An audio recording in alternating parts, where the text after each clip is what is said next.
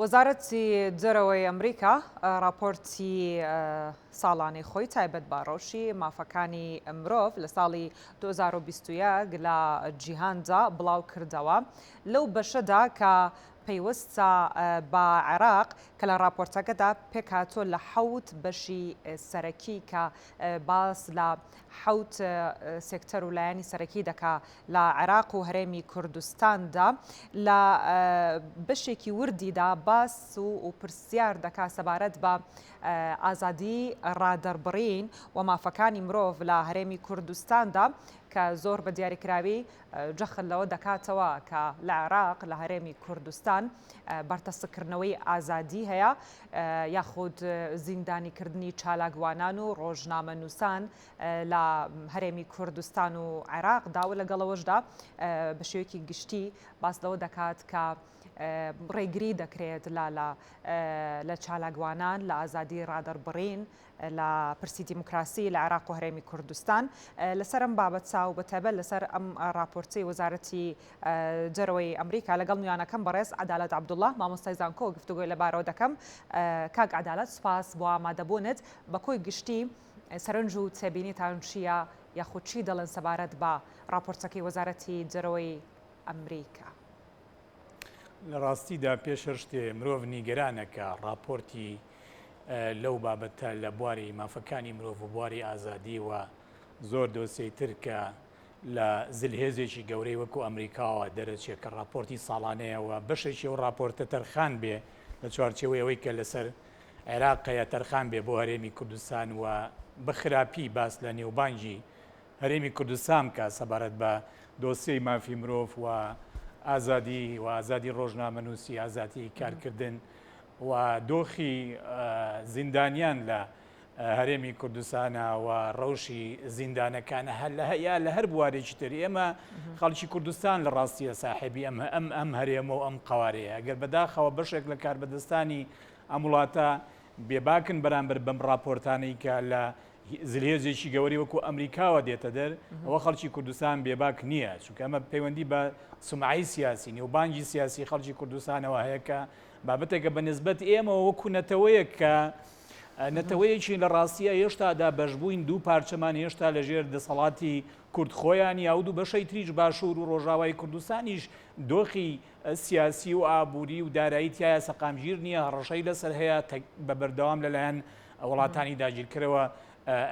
لەژێر بۆمباران و هەڕەشەی جیاجیایە بۆیە بۆ نەتەوەی ئێمە ئازادی تاقە بەهایە کە بمانەوێ بەو ناونیشانەوە داکۆچی لە خۆمان بکەین مافی مرۆڤ تاقە بەهایە کە بەرگری لە قوارەکەمان و لە بوونمان و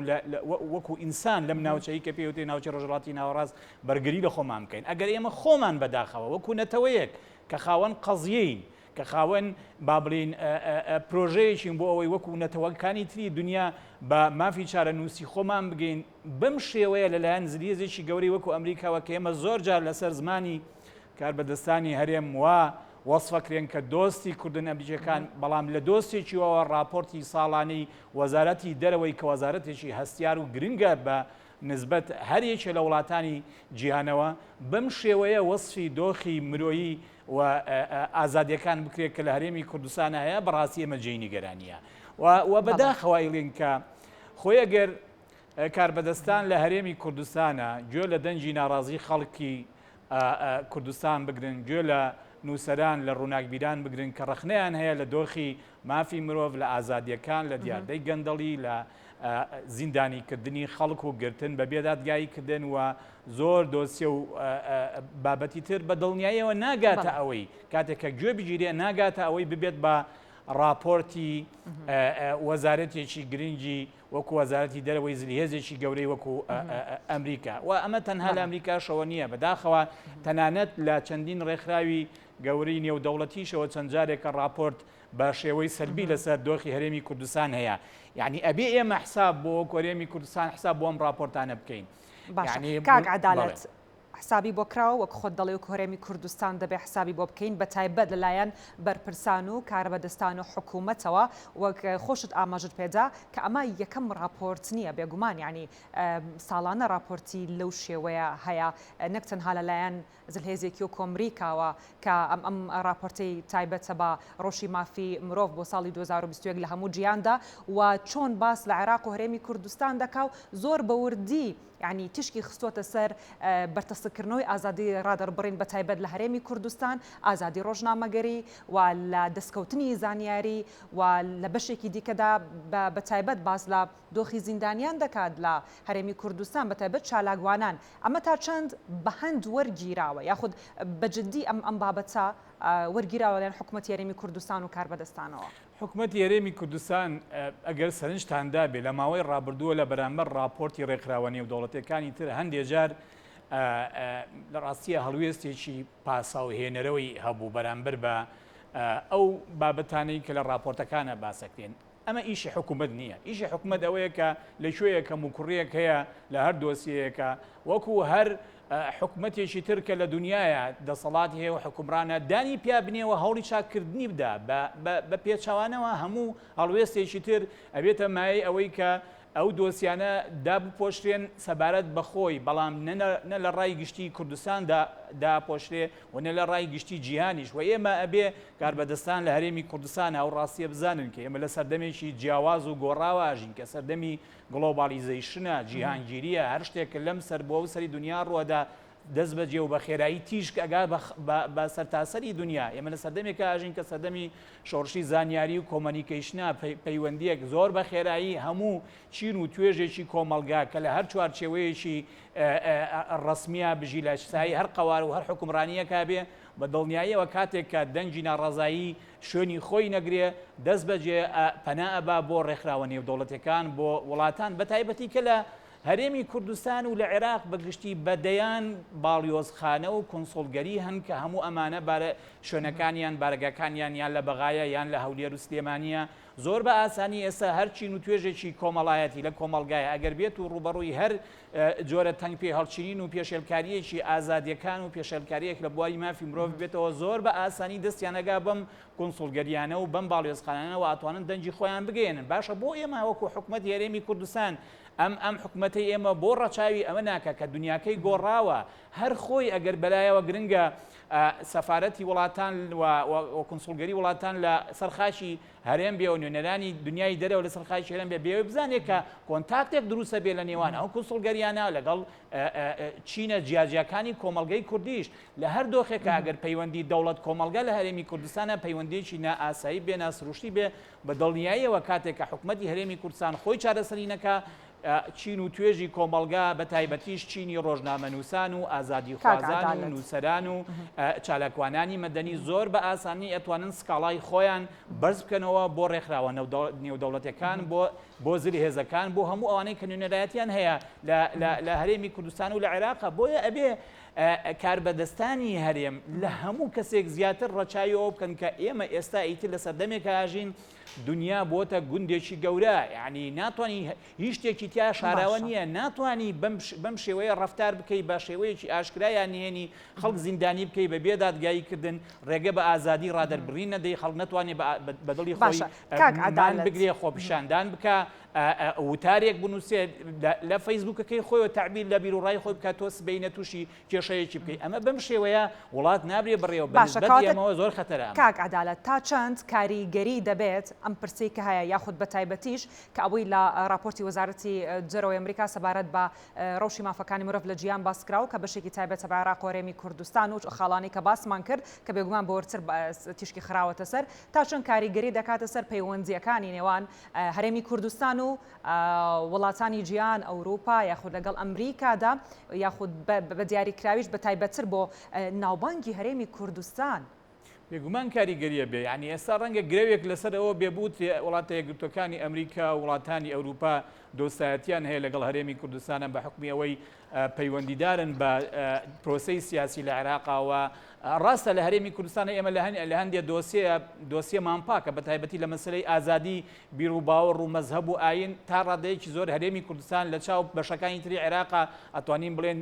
وێنەیەکی باشی پێشکەش کردووە بەڵام ئەگەر بێت و لە بوارەکانی تری ئازادی و مافی مرۆڤە کە دوو بەهای گرنگی گردردونین تۆ پێشێلکاریت هەبێ بەڕاستی وڵاتە یەکگرتوەکانی ئەمریکا و وڵاتانی ئەوروپا و یەکێتی ئەوروپا و هەموو ڕێکخراوە جیهانیەکان چاودێ ناپۆشن و نابێ گرە و لەسەر ئەو دۆستایەتیانێش بکەیت مێژوو شایدە کە زلهێزەکان زۆر جار دۆستەکانی پشت لە دۆستەکانی خۆیانەکەن کاتێک کە پێشێلکاری مافی مرۆڤەکەن و بیرە نەچێت تەنانەت دنیای تاک جەمسەری کە ئەمریکا تایە باڵادەست بووە لە دوای ڕوخاندی دیواری بەرلین و کۆتایی هاتنی یەکێتی سۆڤێت ئەو دوو بەها سەرێکی کە ئەمریکا شەرعێتی باڵادەستی خۆی پێ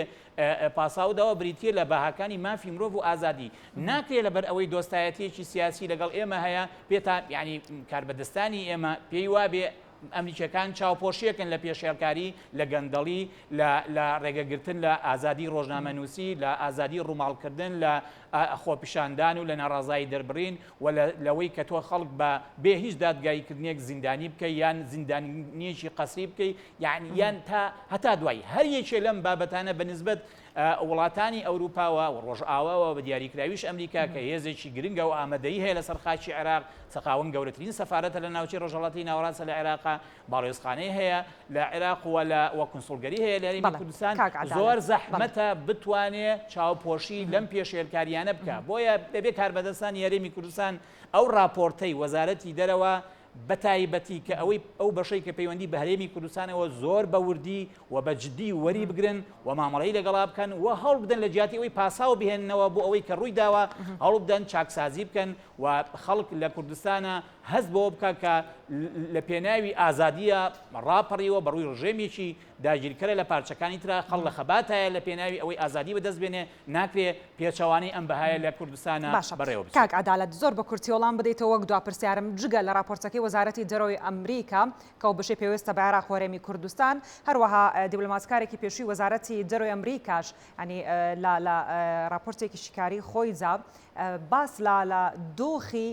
عێراق و هەرێمی کوردستان دەکاوە و سیاسەتی کە ئێستا وڵات بەڕێوە دەبا و باز لەو ناکۆکیە سیاسی دەکا کە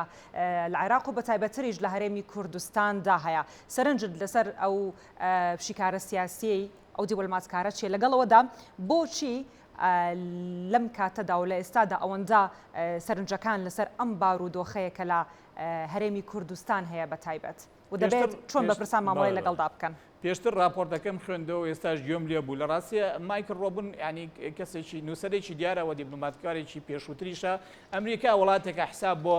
کاراکتەرە جیاجەکانی خۆیەکە کاتێکە هەڵوێستیان لەبارەی هەر ڕوبەرێکی جوگرافی سیاسی جیهان دەرەبڕن سەبارەت بە ئەوەی کە مایکل ڕۆبنێڵێ بێگومانە بێ دیسانەوە ینی ئەتیباری بۆ دابنێەوە ئەگەر چی جۆرێکە لە ڕەخنا کە ئاراستەی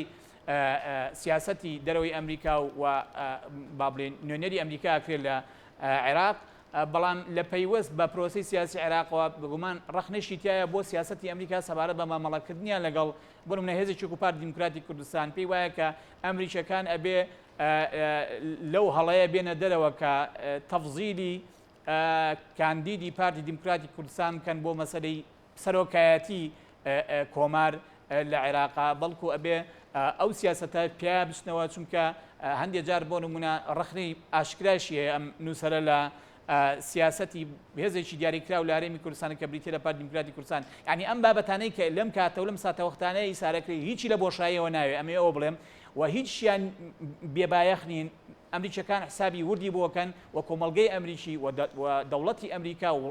ئەم وڵاتە وڵاتێکە لەسەر بنەمای ڕەخنەی سیاسی یەکەم لە ناوخۆ ئەوەی کە دووەمیشکە ئەوەی کە لە ناوەندە جیاجەکانی خۆی دێ لەسەر ئەساسی ئەوە بڕیاری سیاسیەدا بۆیە تکایە کاربەدەستانی هەرێم با نەگاتە ئەو دۆخەی کە هێزێکی گەوری وەکو ئەمریکا بەهۆی ئەم جۆرە دۆسیانەوە بەتەواوەتی بەشێک لە هاوکاریەکانی لە یارمەتیەکانی لە پاڵپشتەکانی بۆ هەرێمی کوردستان کەم کاتە چکە و کاتە ڕاستیە مەسەلەکە هەرەوە نیە حکومەت زەرەرەکە خەڵکی کوردستانیش زەرەری دیارە. زۆر سپاس بەڕێز عەدالەت عەبدوڵڵا مامۆستای زانکۆ سپاس کە لەگەڵمان بووی.